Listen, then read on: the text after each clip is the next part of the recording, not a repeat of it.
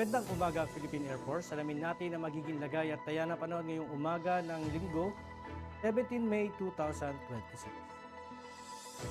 Para sa ating synoptic situation, sa kasalukuyan, wala nga tayong minomonitor na low pressure area sa loob at labas ng ating Philippine Area of Responsibility. At ang minomonitor nating low pressure area o dating si Bagyong Kaloy ay na-dissipate na nga kagabi. Samantala, meron tayong dalawang weather system na nakaka-apekto sa ating bansa. Una na dito yung frontal system na nakaka-apekto dito sa extreme northern Luzon, samantalang intertropical convergence zone o ITZ naman ang siyang nakaka-apekto dito sa southern Mindanao.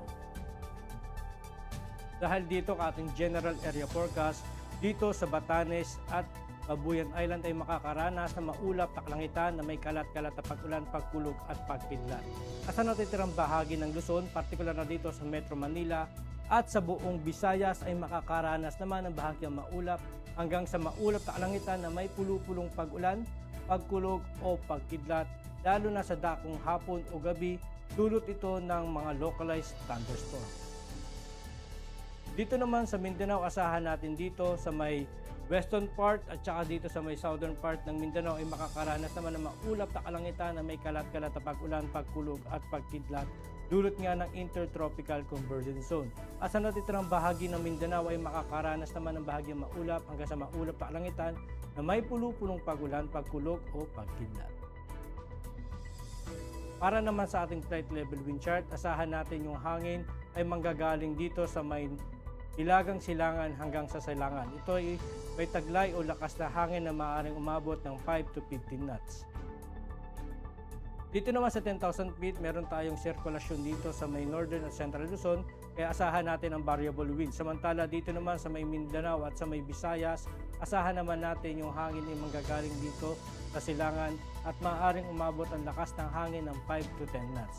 Samantala dito naman sa 18,000 feet, nakikita natin dito sa may northern Luzon na yung hangin ay manggagaling dito sa may western to southwestern part ng ating bansa at asahan natin na maaaring umabot yung lakas ng hangin ng 10 to 20 knots. Samantala dito naman sa natitirang bahagi ng ating bansa o sa Visayas o sa Mindanao, asahan naman natin yung hangin ay manggagaling dito sa may southeasterly to southwesterly at maaaring umabot ang lakas ng hangin ng 5 to 15 knots.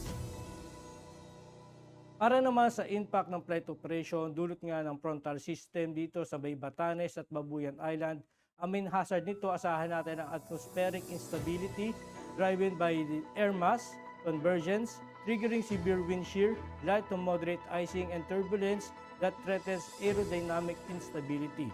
Ang impact naman nito sa rotary, asahan natin ang sudden wind shift, risk loss of tail rotor effectiveness, low ceiling may cause inadvertent instrument meteorological condition, at sa fixed wing naman asahan natin ang pressure drops, requires altimeters updates, icing increases, drag and reduce critical lightning.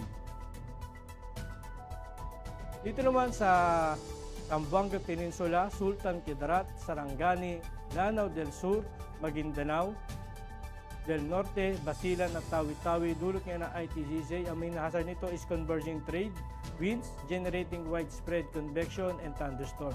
Ang impact nito sa rotary, asahan natin na frequent thunderstorm with gusty winds condition unsafe for BFR and possible groundings. Sa fixed wing naman, asahan natin na severe turbulence and lightning expected in convective activity. Aircraft may require diversions of temporary suspension of operations. Para naman sa Metro Manila at natitirang bahagi ng ating bansa, dulot naman ng localized thunderstorm. Ang main hazard nito ay afternoon convective development producing gust fronts and heavy rains. Ang impact nito sa rotary, asahan natin ang downward strong gust and reduced visibility, pose significant hazard, avoid flight in Charlie Bravo's activities. And sa fixed wing naman, asahan natin ang generally fair with possible isolated Charlie Bravos causing short-term delays or turbulence. Ang araw ay sumikat nga kaninang 0528 at lulubog mamayang 1817. Meron naman tayong 1% increasing moon illumination. At para maging updated sa lagay at taya ng panahon, ipalo lang ang aming social media accounts ng Air Force Weather Center. At yan ang pulagay ng ating panahon ngayong umaga at sa ngalan po ng aming commanding officer na si Colonel Alvin John Cugador Pat Jesse, ako si Staff Sergeant Edmar B. Sagadraca Jr., Philippine Air Force Weather Broadcaster ng Air Force Weather Center.